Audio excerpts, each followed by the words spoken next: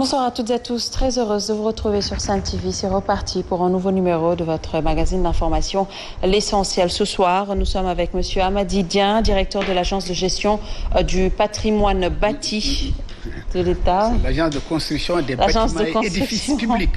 Voilà, bonsoir à vous alors. Bonsoir madame. Un plaisir de vous avoir sur ce plateau. Merci beaucoup, c'est partagé et toujours très satisfait de ce que vous faites à la Sen TV et toujours intéressé par les bonnes émissions que vous faites à l'adresse des Sénégalais. Merci à vous. Nous sommes également avec Serigne Saliou Gueye, consultant maison. Bonsoir Serigne Saliou. Bonsoir Néné, bonsoir à notre invité et bonsoir à tous nos téléspectateurs.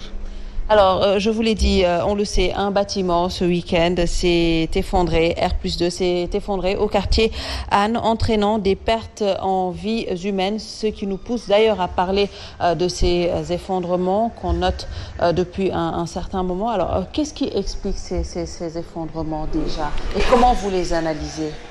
En 2015, on se rappelle, on en parlait encore, on en a beaucoup parlé. Bien sûr, madame, merci beaucoup. D'abord, je pense que tout le monde sait, dans les questions de développement et des questions économiques, souvent on dit quand le bâtiment marche, tout marche. Je pense que le bâtiment marche, c'est bien, mais qu'il faut qu'il marche sur la route, sur la bonne route. Vous savez, nous au Sénégal, nous avons deux types de construction ou de schémas de construction, c'est les constructions publiques et les constructions privées. Pour l'essentiel, au niveau des constructions publiques, nous pouvons dire qu'en termes de loi et de règlement, il y a du respect. On respecte ce qu'il y a à faire. Mais dans le cadre des constructions privées, il y a beaucoup de problèmes. Et je pense que... Quels sont ces problèmes déjà? Et c'est lié à quoi? Le problème, c'est que, vous savez, souvent les causes d'effondrement des bâtiments, c'est que d'abord, là où on doit construire un bâtiment, c'est du sol. Il faut faire une étude de sol au préalable. Parce que il y a plusieurs types de sols. Et là où il faut mettre le bâtiment, il faut le mettre sur le bon sol.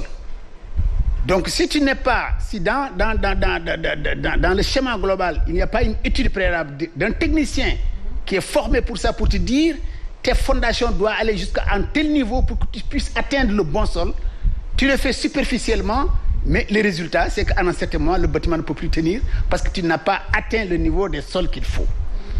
Alors, parce qu'il y a deux types de sols, il y a un sol où ça ne demandera que des fondations superficielles, mais il y a des sols où ça demande des fondations très profondes. Et quand on dit des fondations très profondes, ça signifie coût très élevé.